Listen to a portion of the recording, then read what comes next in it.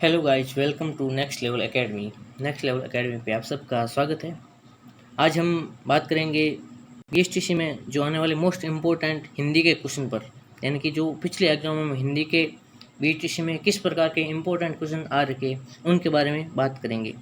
तो चलिए शुरू करते हैं फर्स्ट क्वेश्चन से कि कवयित्री का संशोधित रूप कौन सा है। यानी कि कवयित्री है ना, उसका संशोधित रूप कौन सा है। ऑप्शन ए में कवयित्री, कवियत्री, कवयित्री या कवियत्री। तो इसका राइट आंसर हो जाएगा ऑप्शन डी, कवयित्री होता है। आप कभी कभी लिखते हो ना सीधा कवयित्री लिखते हो, तो वो कवयित्री नहीं होता है, ये होता है कवयित्री होता है, ऑप्शन डी। चलिए नेक्स्ट क्वेश्चन पे बात करते हैं। नेक्स्ट क्वेश्चन है अपना शुद्ध वाक्य से संबंधित। वाक्य शुद्धि वाले क्वेश्चन ज़्यादातर पूछे जाते हैं, तो आप इन पे मोस्टली ध्यान रखना कि शुद्ध वाक्य क्या पूछा गया कि 4 आदमी के लिए खाना बना दो। सेकेंड है 4 आदमियों के लिए खाना बना दो। सी में है 4 आदमी का खाना बना दो, या डी में है अ और ब दोनों। तो इसका राइट आंसर हो जाएगा ऑप्शन बी, यानी कि 4 आदमियों के लिए। आदमी 4 है ना, तो उनके लिए आदमियों आएगा, 4 आदमियों के लिए खाना बना दो। तो इसका राइट आंसर हो जाएगा ऑप्शन बी। चलिए नेक्स्ट क्वेश्चन पे आते हैं। नेक्स्ट क्वेश्चन है कि इसमें जैसे वाक्य पूछा गया है ना, तो इसमें पूछा गया कि सीता को गाना चाहिए, ये किस प्रकार का वाक्य। हालांकि ये क्वेश्चन थोड़ा सा लेवल का क्वेश्चन है, ऐसे क्वेश्चन बीएसटीसी पीटीटी में नहीं आते, लेकिन क्या पता आ जाए तो ऐसे क्वेश्चन भी हमें पढ़ने चाहिए।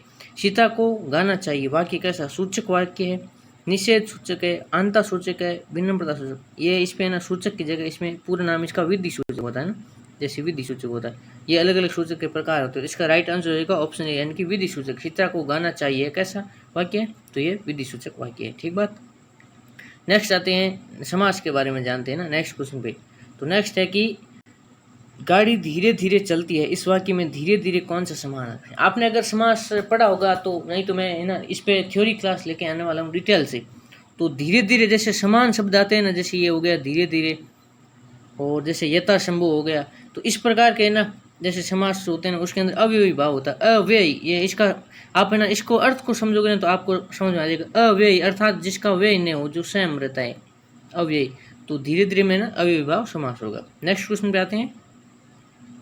नेक्स्ट क्वेश्चन अपना कौन सा है, संधि से पूछा गया, मोस्ट इंपॉर्टेंट है, ऐसे क्वेश्चन पूछे जाते हैं। देखिए ये जितने भी क्वेश्चन लाए ना, मैं मोस्ट इंपॉर्टेंट क्वेश्चन छांट के लाया हूँ, ताकि ये एग्जाम में रिपीटेड होते हैं और आपको इनसे फायदा हो जाए। बड़ी सीरीज लेने के इनसे बहुत ज़्यादा फायदा हो जाए। तो नेक्स्ट है कि सदैव शब्द में कौन सी संधि है। तो देखिए सदैव को आपने इसका विच्छेद करोगे ना, तो इसका सदैव का विच्छेद होगा सदा धन एव। तो इसमें आ है, आ और ए से आई बनता है ना, तो इसमें वर्धी संधि होती है। तो इसका राइट आंसर हो जाएगा ऑप्शन बी, वर्धी संधि होती है।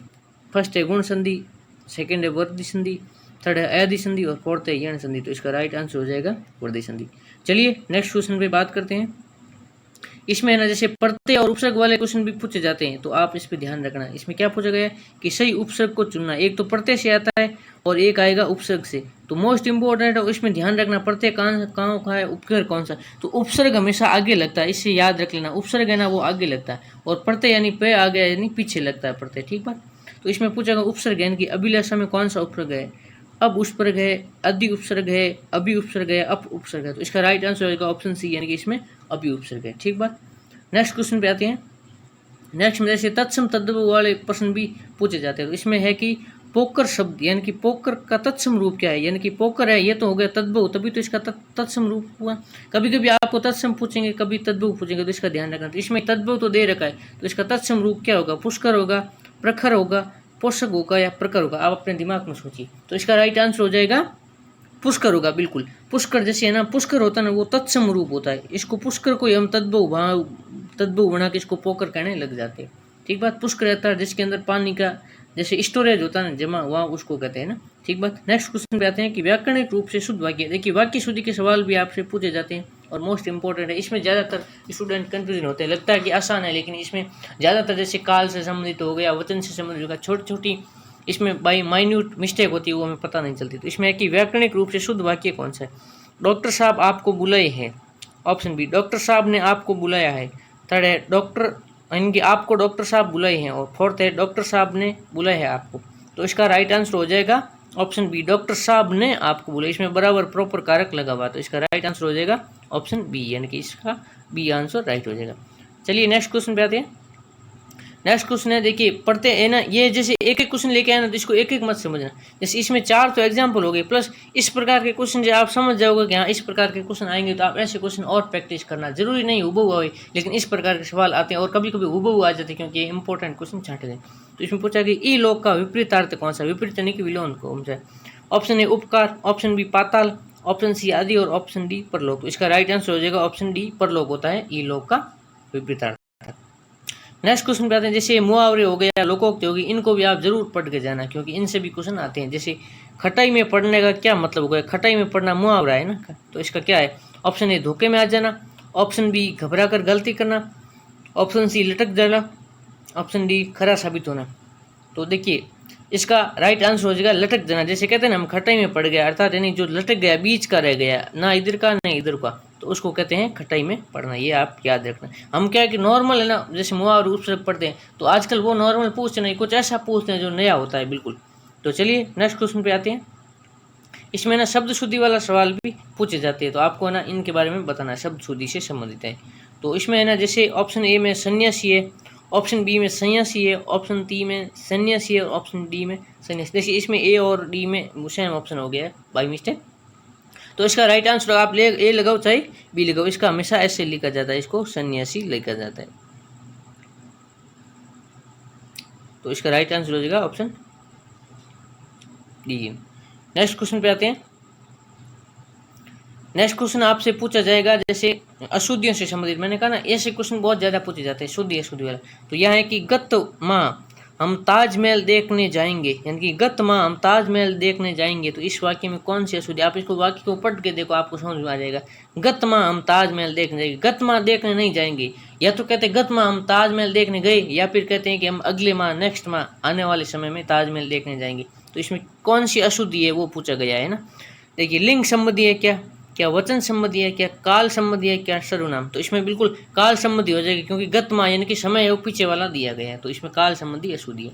चलिए आते हैं नेक्स्ट क्वेश्चन पे बात करते हैं। इसमें जैसे पुरुषवाचक या पुरुषों के बारे में पूछा गया है। एक होता है ना जैसे उत्तम पुरुष है, मध्यम पुरुष होता है और अन्य पुरुष होता है ना। उत्तम पुरुष है आपने शायद छोटी क्लास में पढ़ा होगा, नहीं तो अभी है ना आप पढ़ लेना। और इस पे ना मैं पूरी सीरीज लेके आऊँगा। ये जैसे मैं इंपॉर्टेंट क्वेश्चन कर रहा हूँ ना, तो इस पे ना जैसे मोस्ट है जो सारे टॉपिक वाइज थ्योरीज भी कराऊंगा। तो इसमें ना मध्यम पुरुष कौन सा है, यह है, वह, आप या मैं। तो हम बचपन में पढ़ते थे मैं हो गया यानी कि मैं उत्तम पुरुष हो गया, तो आप यानी कि सामने वाले को कह रहे हैं तो उसको हो गया, ये हो गया मध्यम पुरुष। और वे यानी कि तीसरे के बारे में बात कर रहे हैं, तो उसका मतलब ये हो गया तीसरा। तो इसका राइट आंसर हो जाएगा ऑप्शन सी। ठीक बात। नेक्स्ट क्वेश्चन पे बात करते हैं। नेक्स्ट क्वेश्चन है जैसे समास से वापस पूछ लिया, तो ये भी मोस्ट इंपॉर्टेंट है। इसमें क्या पूछा कि यथाशक्ति में कौन सा समास है। मैंने आपको हिंट भी दिया था शुरुआत में दूसरे तीसरे क्वेश्चन में, तो आप थोड़ा दिमाग लगाइए। यथाशक्ति में कौन सा समास है। ऑप्शन ए बहुब्री, ऑप्शन बी अवयवी भाव, ऑप्शन सी कर्ण तत्पुरुष समास, ऑप्शन डी द्वंद्व समास। तो इसमें कौन सा हो जाएगा, इसमें होगा अवयवी भाव, यानी कि यथाशक्ति यानी कि शक्ति के जैसा है, यथाशक्ति है धीरे धीरे, तो इनमें अवयवी भाव समास होता है। ऐसे वर्ड आपको याद रखना। चलिए नेक्स्ट क्वेश्चन पे आते हैं। देखिए संधि से संबंधित मोस्ट इंपॉर्टेंट है ये क्वेश्चन है ना। मैं कितने एग्जाम में देख चुका हूँ, आरएस में देख चुका हूँ, एसआई में देख चुका हूँ, पटवार में देख चुका हूँ, ग्राम सेवक में देख चुका हूँ, और न जाने कितने एग्जाम से इनके अंदर ये क्वेश्चन पूछे जाते हैं, और इनमें ज़्यादातर स्टूडेंट को कन्फ्यूजन होता है। तो इसमें कभी कभी ना जैसे शुद्धि एसआई में इसमें क्या पूछ लिया, शुद्धि अशुद्धि पूछ लिया, यानी कि इसमें कौन सा सही लिखा जाता है। उज्ज्वल में एक तो आधा जय लिखते हैं, एक में पूरा जय लिखते हैं, एक वह के साथ में लिखते हैं वो। तो इसमें उज्ज्वल में कौन सी संधि है, संधि पूछा उद्धंजल, उद्धंजल, उद्धंजल या उद्धंजल। तो इसका राइट आंसर हो जाएगा ऑप्शन डी उद्धंजल होता है उज्ज्वल में। ठीक बात। नेक्स्ट क्वेश्चन पे बात करते हैं। देखिए इसमें व्याकरणिक रूप से शुद्ध वाक्य पूछा। शुद्ध अशुद्धि वाले क्वेश्चन आजकल बहुत ज़्यादा पूछे जाते हैं, इसलिए मैं भी ये शुद्ध अशुद्धि वाले क्वेश्चन लेकर आया हूँ। तो व्याकरणिक रूप से शुद्ध वाक्य कौन सा, उन्हें एक पुत्र है, उनको एक पुत्र है, उनके एक पुत्र है, या उनका एक पुत्र है। थोड़ा दिमाग दौड़े, इसमें कौन सा हो सकता है। क्या ये एक ए हो सकता है, उन्हें एक पुत्र है, क्या बी है उनको एक पुत्र है, क्या सी है उनके एक पुत्र है, क्या डी है उनका एक पुत्र है। तो इसमें राइट आंसर होगा ऑप्शन सी उनके एक पुत्र है।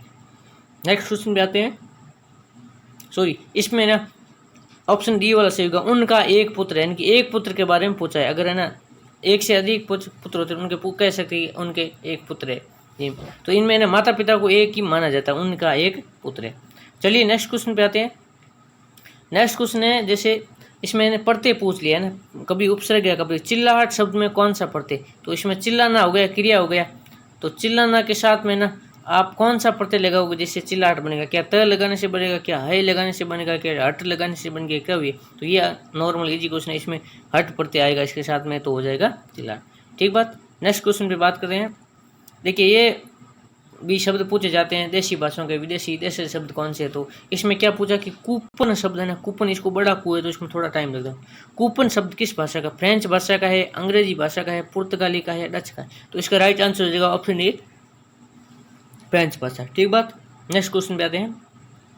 देखिए मोस्ट इंपॉर्टेंट क्वेश्चन है, इसको मैंने कई एग्जाम में देखा है। देखिए तो इसका है ना, जैसे इसमें क्या है कि घन आनंद जीवनदायक हो कछु मेरियो पी रही है परसों, यानी कि अवधि भाषा का एक वाक्य है, कवि की कल्पना है, तो उसके अंदर ने किसका, जैसे किस कवि का नाम होंगे, घन आनंद जीवनदायक हो कछु मेरियो पी रही है परसों, तो इसमें क्या प्रेमनंद है, क्या घनानंद है, क्या घन व्याम है, तो इसमें हो जाएगा ऑप्शन बी घनानंद के बारे में पूछा गया। ठीक बात।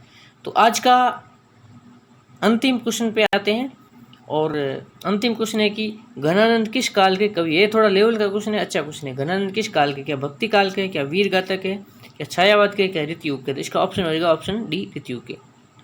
आई होप आपको ये सीरीज पसंद आई होगी। तो इसमें है ना, जैसे मैं रीजनिंग की है, टीचिंग एप्टीट्यूड की है, हिंदी की है, इंग्लिश की है, सारी सीरीज लेके आऊँगा।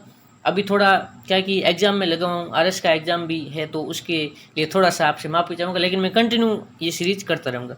तो आई होप आपको समझ में आया होगा, और अगर अच्छी लगी है तो प्लीज़ ज़रूर सब्सक्राइब कीजिए, क्योंकि जल्दी से अभी सब्सक्राइब बढ़ेंगे तो मैं फिर लाइव शुरू कर दूंगा, क्योंकि अभी लाइव है ना, थोड़े सब्सक्राइब बढ़ने के बाद में ही लाइव शुरू होगी। तो प्लीज़ आप इसको ज़रूर सब्सक्राइब कीजिए। अभी मैं रात के देखिए 12 बज चुके हैं, 12-1 बजे के बीच में टाइम मिलता है, तो रात के समय में इसको सीरीज़ को करता हूँ टाइम निकाल करके, और दिन में मैं खुद ना जैसे पढ़ाई करता हूँ। तो आई होप आपको ये पसंद आई होगी सीरीज, तो ज़रूर सब्सक्राइब कीजिए। चलिए आज के लिए धन्यवाद, कल मिलते हैं।